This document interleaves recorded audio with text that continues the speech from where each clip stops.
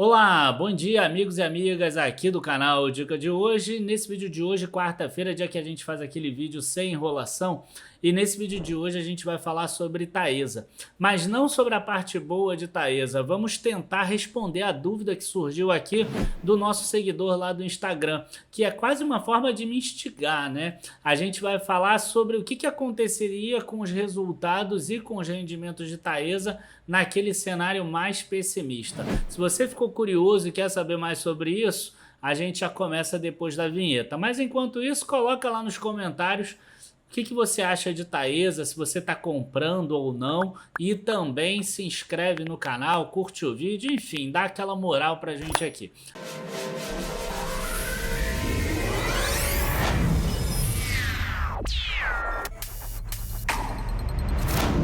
Bom, pessoal, uma coisa que é importante da gente deixar claro é o seguinte: eu tô tentando trabalhar num cenário que eu particularmente não acredito, tá? É um cenário que o nosso seguidor pediu pra gente tentar traçar um cenário bem pessimista de Taesa, então eu vou tentar fazer isso. Então tomem cuidado depois, se vocês forem repostar ou falar que o Daniel disse isso, disse aquilo. A gente está trabalhando agora no campo teórico, pensando assim: o pior que poderia acontecer com Taesa em termos de dividendos, tá bom? Então eu queria aproveitar e deixar essa questão aí inicial. Segunda coisa que eu queria deixar aí para vocês é o seguinte: fiquem atentos que a gente vai começar a falar, talvez na semana que vem ou na outra, sobre as primeiras ofertas de Black Friday. Vamos fazer várias semanas para que a gente possa selecionar muitos produtos. Não vão ser todos, mas espero que vocês gostem também, tá?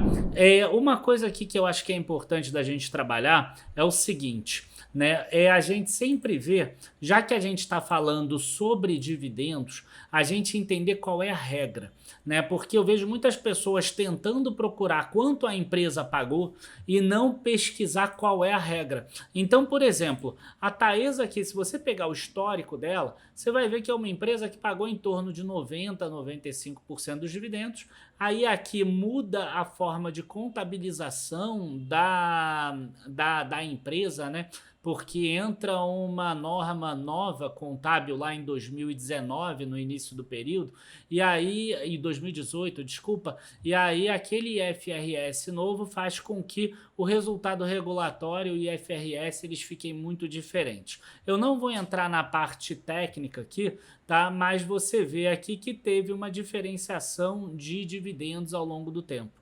De qualquer forma, a gente vê que a empresa pagou no mínimo 59% e tem pago aqui em torno de 80% em 2 anos depois disso. Então, qual é o grande erro da pessoa? Ele olha isso e fala assim: a Taesa vai pagar em torno de 80% do lucro líquido dela. Então, eu pego o lucro líquido, vejo 80% e coloco lá de dividendos. Se eu quiser um cenário pessimista, eu vou botar 70%, no máximo ali eu vou botar 59%. E onde é que estão as regras da empresa? As regras da empresa estão no Estatuto Social. Tá? E o Estatuto Social da empresa aqui, em exercício social e lucros, ela chega a colocar o seguinte: os acionistas têm direito a um dividendo anual não cumulativo de pelo menos 50% do exercício. Então, o que eu vou fazer? Tá? E ali diz que é ajustado e etc. Todas as empresas têm uma reserva de capital aqui de até 5%. Tá? Então, é uma reserva legal, desculpa, uma reserva legal de 5%. E aí você tira os 50% do que sobra. Então, nesse cenário pessimista, eu vou trabalhar com 47,5%. Né? Tira 5% de 95%, sobra 95%, aí tira 50%. Então, ela nunca distribuiu esse patamar que eu vou utilizar aqui, mas se a gente está pensando no cenário mais pessimista, eu vou usar esse patamar. Quando esse cenário deve acontecer? Outra coisa que é importante da gente pensar. Tá? E as empresas, né, por que elas diminuem ou aumentam dividendos?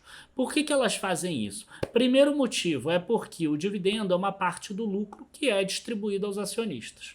Então, se a empresa tiver uma dívida muito alta ou se tiver muitos investimentos a fazer, ela vai acabar querendo segurar o máximo que ela puder de dividendos para que essa dívida não suba muito, para que ela consiga fazer investimentos sem crescer muito a dívida, tá? E é importante a gente ter em mente que hoje, nesse momento aqui, ó, a empresa tem uma dívida líquida EBITDA bastante alta de 3,7 vezes, né, ou 3,8 vezes no ano passado, e esse número é bastante elevado, tá? Agora, a gente pode pegar aqui a dívida da companhia e dar uma olhadinha como é que ela é nesse momento, assim como os investimentos também.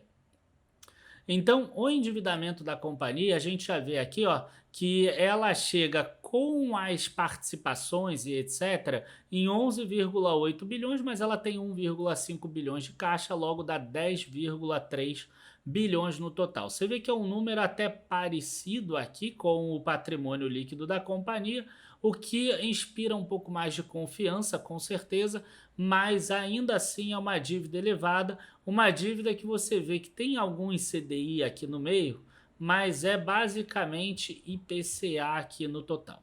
Tá? Por que essa dívida cresceu tanto? Porque a empresa passou por muitos investimentos ao longo dos últimos anos. E os investimentos a gente vê aqui como custo de implementação.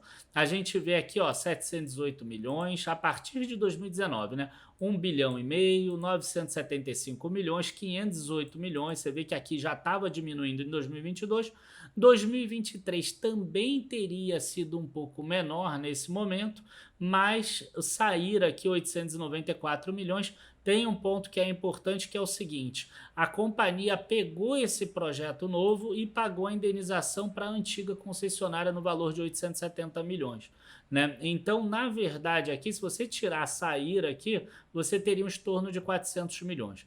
De qualquer forma, projetos em construção, aqui a gente vê 6 bilhões e 800 milhões. Esse e esse aqui já foram praticamente todos feitos, ó, agosto de 2022 e julho de 2023, e agora tem esses projetos aqui para fazer. Então aqui, ó, 2 bilhões, 3, 4 bilhões e 200 milhões mais ou menos. A gente vê que tem ali 1 bilhão de reais mais ou menos por ano, imaginando que esses projetos vão ficar prontos entre 2027 e 2028. Então vai manter mais ou menos o patamar atual de investimento, só que a diferença é que agora ela tem um EBITDA, ela tem uma geração de caixa muito maior. E como é que eu vejo isso? Eu vejo isso pelo fluxo de caixa operacional. Então, pelo fluxo de caixa operacional aqui, a gente consegue perceber que a empresa ela tem aqui em 2022, ó, fluxo de caixa de atividade, ó, caixa líquido gerado pelas atividades operacionais, ó, 2 bilhões de reais. Tá? Então, ela consegue fazer, né, o investimento de 1 bilhão de reais. Em compensação, se ela não quiser subir a dívida, só sobraria exatamente os 50% para ela. Ela, o que ela tem feito ultimamente? Como você aumenta a tua geração de caixa, né, ao longo que entra cada um desses projetos novos, a tendência é que suba aqui a tua geração, ó. 1,4 bilhão vai para 2 bilhões, então você vai aumentando esse número à medida que vai entrando os novos projetos. Então a tendência é que suba mais, e aí ela consiga pagar os dividendos, se não no 80%, 90%, que possa ser alguma coisa intermediária ali, 60%, 70%. Mas se a gente pegar 47,5%, você vê que é completamente possível que ela pague metade em dividendo, metade ela faça investimento, seria possível, seria plausível de acordo com o que ela tem hoje. O que atrapalharia seria se ela pegasse novos projetos. Aí sim, aumenta a chance dela distribuir o mínimo. Agora, o que está acontecendo? Quanto é o lucro líquido da empresa, já que ela distribui ali 50% do IFRS ajustado, que a gente vai aproximar aqui para 47,5%. Tá? A gente precisa agora ir para cá, para a parte de como é formada a receita da companhia. E aí eu vou aproveitar para pegar a receita IFRS de 6 meses e vou aproveitar para pegar do ano passado, para vocês verem a diferença que deu. A receita ela é formada de, eu já falei isso em outros vídeos, operação e manutenção, isso a gente vê que segue crescendo, 13%. Remuneração do ativo contratual de concessão, isso segue crescendo 7%. Implementação de infraestrutura, a gente vê aqui que começou a crescer, que são esses investimentos novos que a Taesa está fazendo, que a gente botou lá que deve dar ali uns 4 bilhões ali nos próximos anos, né, nos próximos 4 anos. Agora, o que caiu? Correção monetária. O que é correção monetária? Inflação. Né? O primeiro semestre de 2023, vocês lembram que foi aquela época que IPCA e GPM estava dando ali 2%, 1,5%, 1,3%. E aí o que aconteceu no terceiro trimestre de 2022? Teve 3 meses de deflação. Então, vamos dar uma olhada aqui, olha só. Essa correção monetária aqui, ó, de 679 milhões ao longo de 6 meses de 2022, virou uma correção monetária aqui, olha só, de 565 milhões. Então, quer dizer, ela perdeu dinheiro em termos de correção monetária quando você pega o segundo semestre. Ela teve correção monetária negativa, teve mais deflação do que inflação naquele período. O resto subiu. Então, a gente teve aqui uma receita total de 1 bilhão e 700, porque estava com uma correção monetária grande, e o total aqui 2 bilhões e 800, porque teve uma correção monetária que caiu. Então agora, quando a gente pega segundo trimestre de 2023, a gente vê que tem um total de receita IFRS de 1 bilhão e 460. Só que a gente tem uma correção monetária só de 107 milhões. E agora voltou a ter inflação. A gente teve deflação agora no segundo trimestre. Então, na hora que você gera inflação agora, a tendência é que isso suba. Então, na minha visão, o que vai acontecer? A gente vai ter uma receita IFRS aqui mais próxima de 3 bilhões e 100, 3 bilhões e 200 milhões, alguma coisa nesse sentido.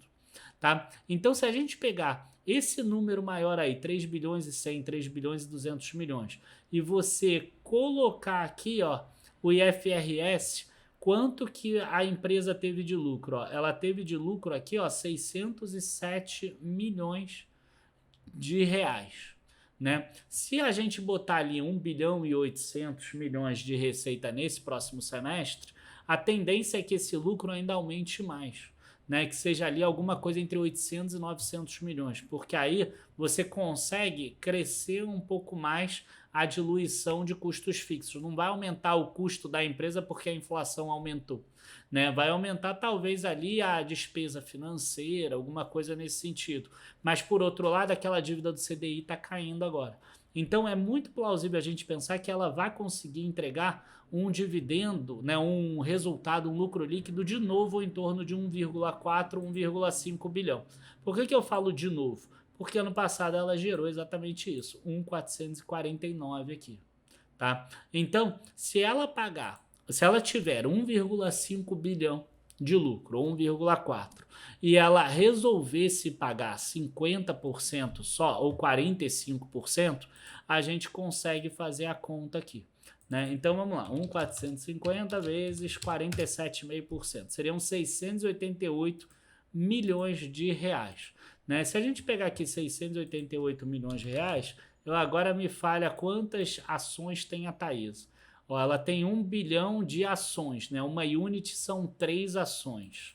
Então 688,75 dividido por 1,033, vou multiplicar por 3 porque cada unit são 3. Então, no pior dos cenários para esse ano, seria alguma coisa em torno de R$2. Para o ano que vem, a tendência é que não tenha essa deflação no primeiro trimestre, no segundo trimestre. Então, a tendência seria ainda aumentar um pouco mais.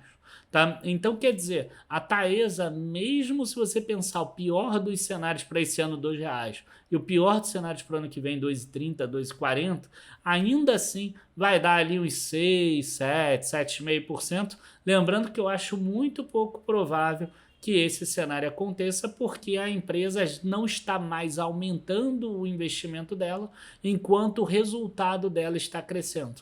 Então, se ela passa para alguma coisa próxima de 75%, esse 2 já vira 3. Se ela pagar 80%, 90% como ela vem pagando, já vira 3,40, 3,50. Então, na minha visão, assim, tem muita gente falando mal de Taesa à toa, tá? Mas pegando o pior cenário, o rendimento dela cairia para R$ 2 nesse ano, se ela resolvesse pagar exatamente o mínimo estatutário. Enfim, gente, espero que vocês tenham gostado. Mais análises como essa você vai encontrar onde? Lá dentro da nossa área de membros, porque a gente é uma casa de análise certificada pela APMEC. Aqui dentro trabalham mais de 30 pessoas, eu acabo aparecendo, mas nas lives da noite aí também aparecem todo mundo da equipe ou quase todo mundo da equipe que é analista. Analistas são 7 no total, incluindo eu, e somos 30 aqui no total. Então é uma casa de análise hoje em dia que é muito conceituada, inclusive ficamos em primeiro lugar no último relatório da Ambima, falando sobre as casas que mais crescem aqui no Brasil em termos de mídias sociais, e isso tudo nos deixa muito felizes. Então, se você tem dúvida e você gostaria de ter um auxílio maior com relação a investimentos, para ter ali as análises à mão para você fazer por uma equipe que é capacitada, certificada e etc., não deixe de olhar na descrição aqui do vídeo, tá? Espero vocês lá na área de membros também como assinante, ou nos nossos próximos vídeos aqui, ou nas nossas outras mídias sociais, e aí eu tô falando principalmente do Instagram e do Twitter. Abraços, bons investimentos e até a próxima. Tchau, tchau, pessoal.